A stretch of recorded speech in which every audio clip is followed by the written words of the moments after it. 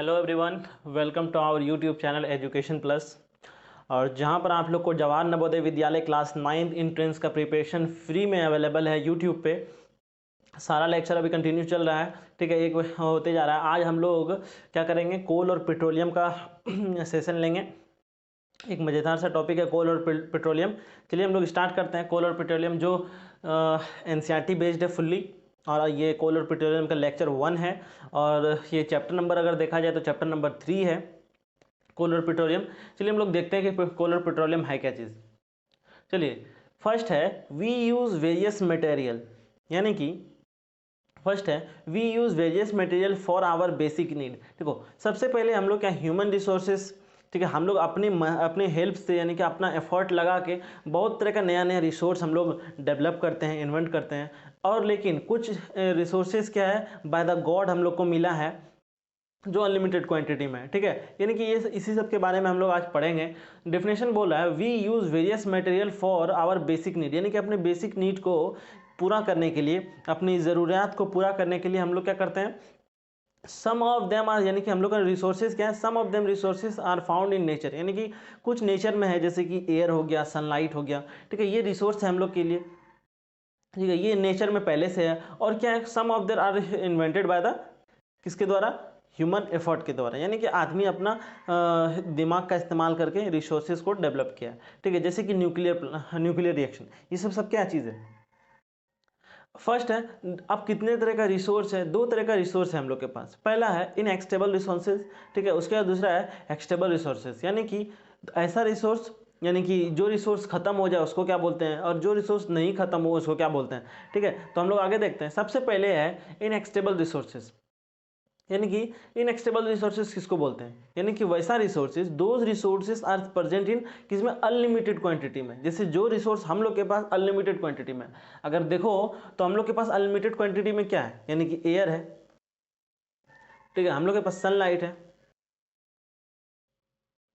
ठीक है। अगर मान लें अगर एयर खत्म हो जाए, तो एयर खत्म हो गया तो आदमी ही खत्म हो जाएगा, फिर तो रिसोर्स का करेगा क्या। फिर अगर सनलाइट भी अगर नहीं रहेगा तो वैसे भी आदमी को खत्म हो जाना है, ठीक है। तो उसके यानी कि ये सब के हम लोग के अनलिमिटेड क्वांटिटी में हम लोग के पास उपलब्ध है। तो इस सब रिसोर्सेज को हम लोग क्या बोलते हैं, इनएक्सटेबल रिसोर्सेज, जो खत्म नहीं होगा। अगर खत्म हो गया तब तो लाइफ ही खत्म हो जाएगा, आगे जनरेशन के लिए कुछ बचेगा ही नहीं, यानी कि अगर जनरेशन होगा ही नहीं तो बचेगा क्या उसके लिए। लिखा हुआ है those resources are present in unlimited quantity, जो क्या हो, अनलिमिटेड क्वांटिटी में मौजूद हो in a nature, are not likely to be extended by the human activity, यानी कि जो आदमी के द्वारा कभी भी उसको खत्म नहीं कर पाएगा, यानी कि एयर को कभी भी खत्म नहीं कर पाएगा ह्यूमन, ठीक है, सनलाइट को कभी नहीं खत्म कर पाएगा, ठीक है। यानी कि एग्जाम्पल क्या है, सनलाइट और एयर, ये हो गया इनएक्सटेबल रिसोर्सेज। अब नेक्स्ट है एक्सटेबल रिसोर्सेज, यानी कि वो रिसोर्सेज जो क्या हो जाए, ह्यूमन एक्टिविटी के द्वारा खत्म हो जाए।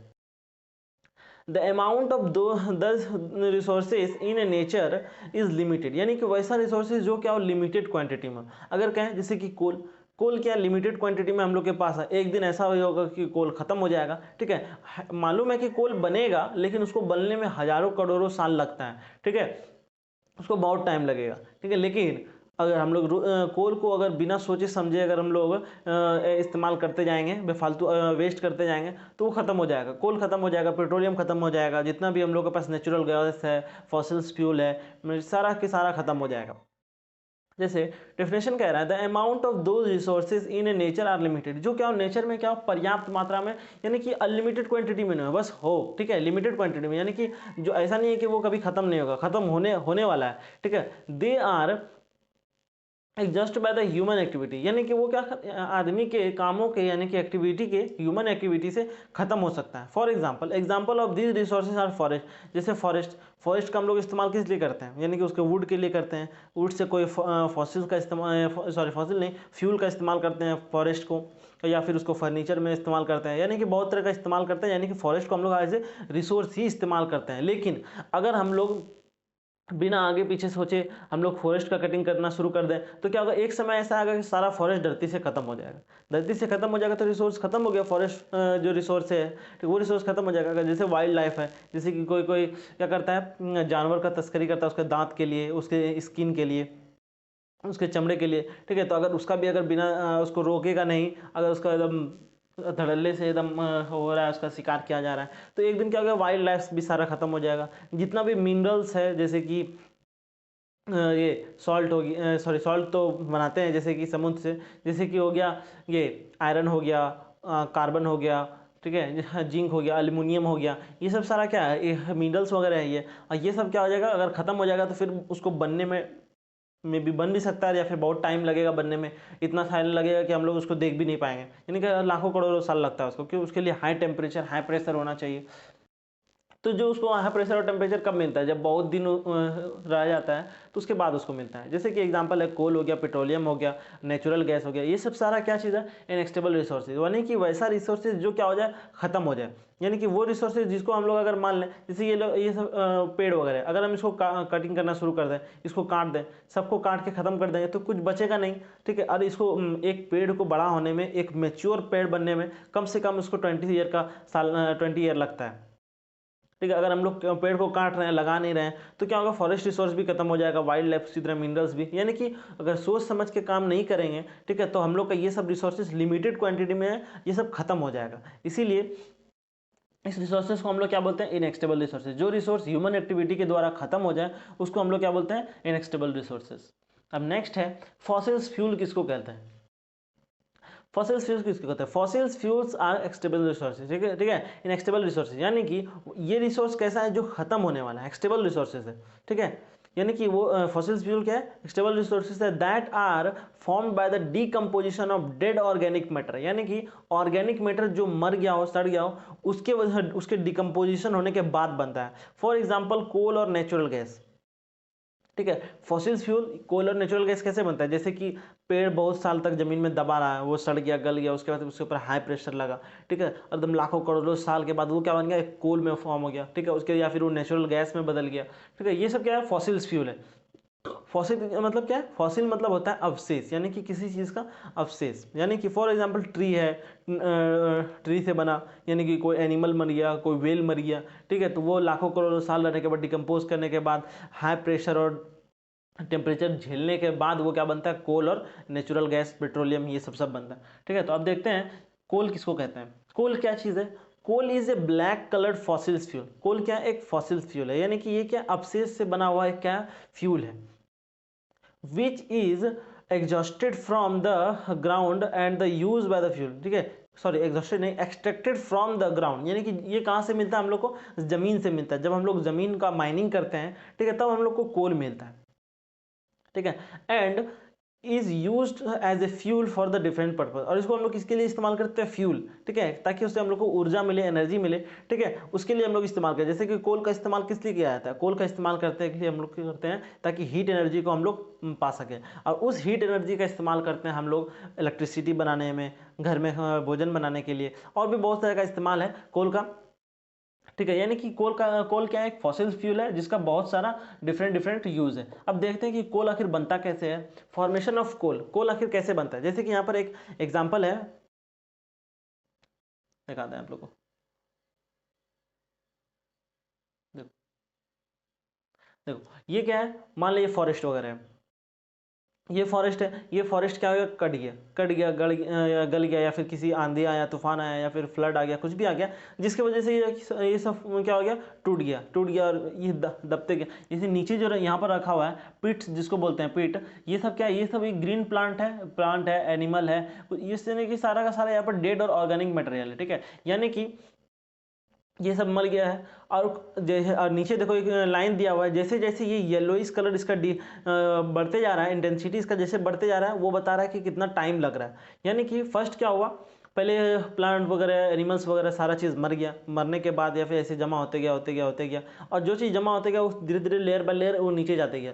फिर इसी तरह हाई प्रेशर और टेम्परेचर बढ़ते और नीचे गया, और नीचे गया, फिर क्या हुआ, इग्नाइट बन गया। यानी कि पहला रॉक का जो ये कोल फॉर्मेशन का जो पहला स्टेप होता है, यानी कि इग्नाइट, वही है। उसके बाद फिर कुछ और हाई प्रेशर पड़ा, कुछ और टाइम स्पेंड किया, तो कोल बना। इसमें भी बहुत तरह का वैरायटी है, ये बिटुमिनियस है, लिग्नाइट है, और तरह का जिसमें कि कोल का कार्बन का कंपोजिशन कितना, जिसमें जितना ज़्यादा रहता है उसी के हिसाब से कोल का हम लोग क्या किए हैं, उसको इंटीग्रेट किए हैं, यानी कि उसको अलग अलग किए हैं कि कौन सा कोल को इग्नाइट बोला जाएगा, कौन से कोल को पिट्स बोला जाएगा, कौन से कोल को बिटुमिनियस बोला जाएगा, वो हम लोग आगे देखेंगे। लेकिन ये पिक्चर बता रहा है कि कैसे कोल फॉर्मेशन हुआ, यानी कि पहले क्या हुआ, डेड ऑर्गेनिक मटेरियल सारा चीज़ डेड हो गया, फिर धीरे धीरे टाइम स्पेंड करने के बाद धीरे धीरे वो ग्राउंड में अंदर जाते गया, अंदर गया, यानी कि इसके ऊपर लेयर बाय लेयर, यानी कि धूल मिट्टी चढ़ते चढ़ते चढ़ते चढ़ते चढ़ते यानी कि कुछ नीचे जाते गया, नीचे जाते गया, और हाई प्रेशर टेम्परेचर बढ़ते बढ़ते बढ़ते बढ़ते कोल का फॉर्मेशन हो गया। ठीक है,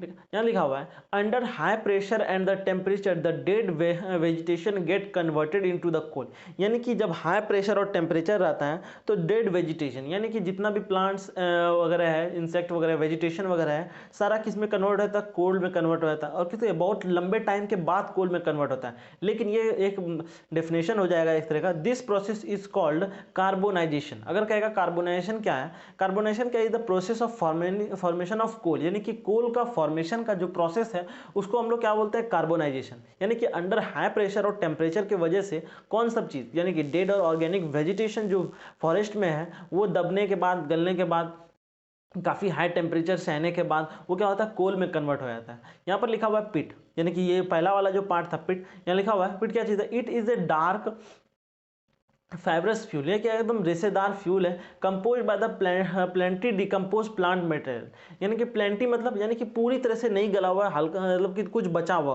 कुछ पार्ट उसमें गलना बाकी है अभी। ठीक है, प्लेंटी बचा हुआ है उसमें। ठीक है, plant material, this is the first stage in with the coal formation, यानी कि ये पहला स्टेप है जब कोल फॉर्मेशन शुरू होता है। यानी कि देखो सड़ने गलने के बाद ही कोल फॉर्मेशन शुरू करता है, जैसे ही सड़ गल गया, आधा कुछ बचा हुआ है, प्रेशर पड़ रहा है उसके ऊपर, तो कोल फॉर्मेशन शुरू होने लगता है। यानी कि फर्स्ट स्टेप क्या है, पिट। उसके बाद आप देखते हैं टाइप ऑफ कोल क्या क्या चीज़ें हम लोग के पास।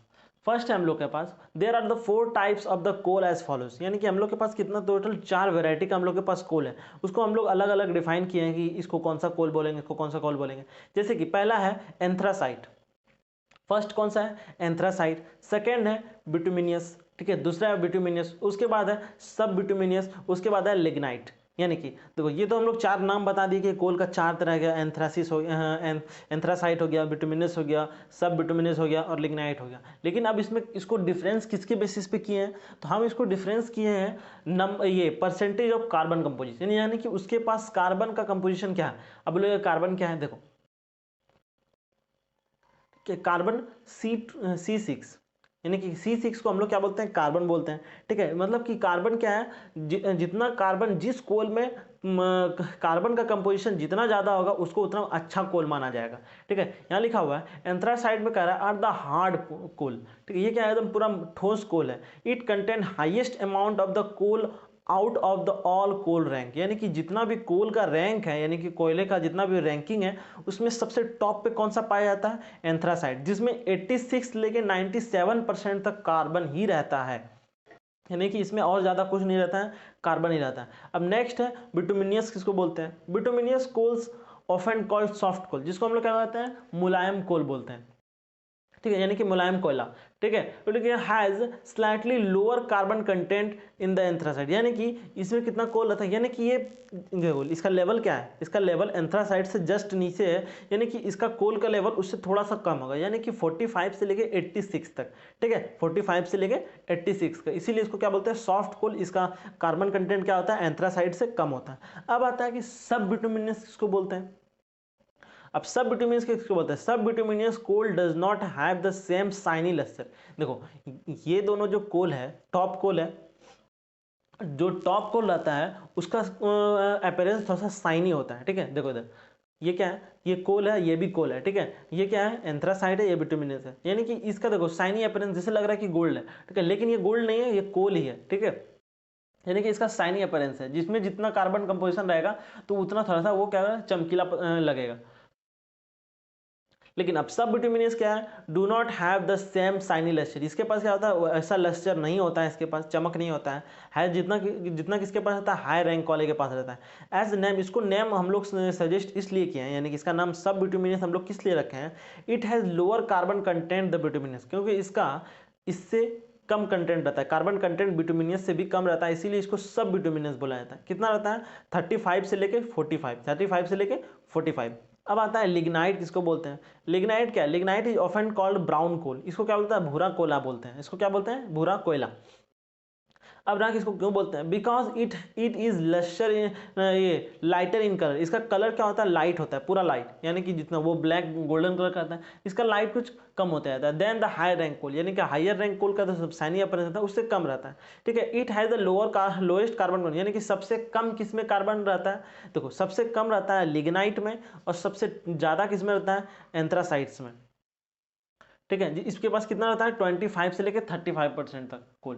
ठीक है। अब हम लोग नेक्स्ट बढ़ते हैं। ये रहा उसका पिक्चर। ठीक है। ये हो गया लिग्नाइट। ठीक है। ये हो गया बिटुमिनियस, सॉरी लिग्नाइट नहीं, एंथ्रासाइट।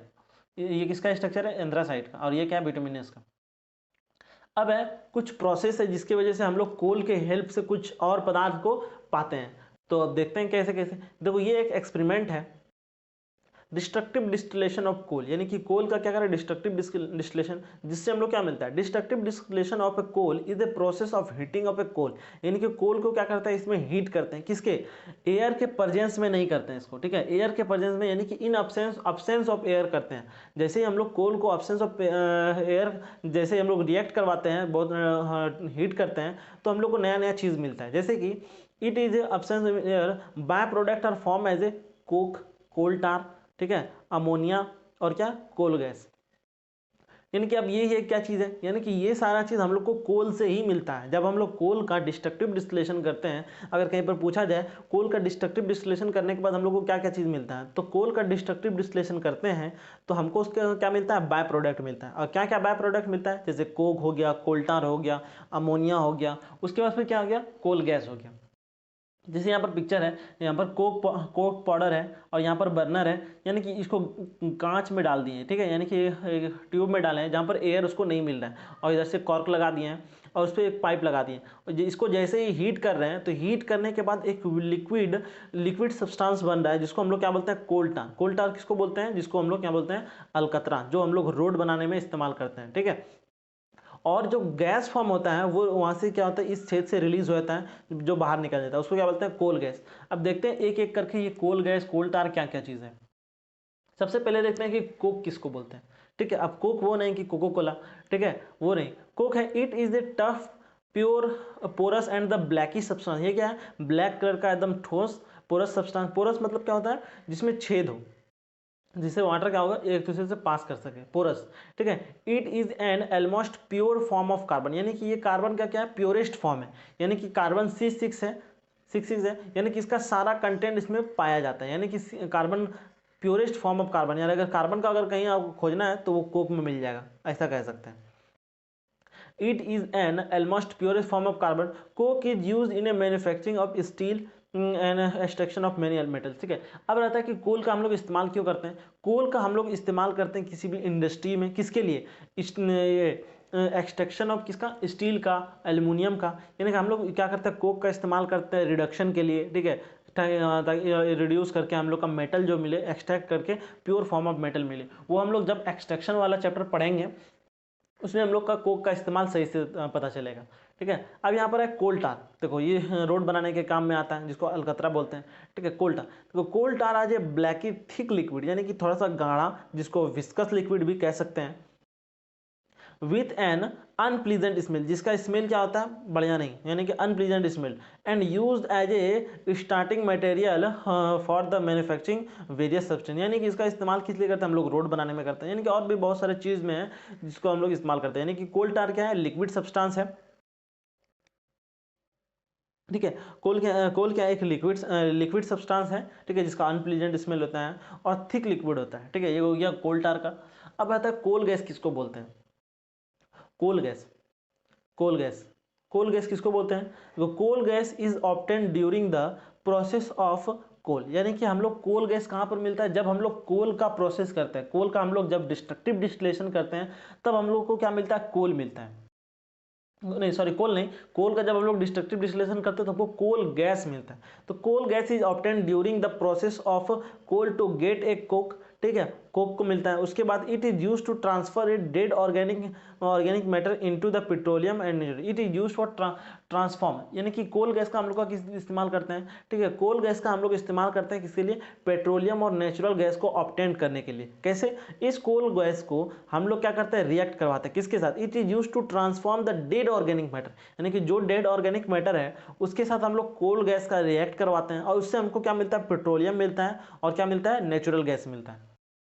समझ गए, यहाँ पर लिखा हुआ है पेट्रोलियम और नेचुरल गैस हम लोग को किससे मिलता है, by the process of by the reaction of coal gas of dead and organic matter, यानी कि डेड और डिकेइंग ऑर्गेनिक मैटर पे अगर जैसे हम लोग रिएक्ट करवाते हैं किसको, कोल गैस को, तो हम लोग को पेट्रोलियम और नेचुरल गैस मिलता है।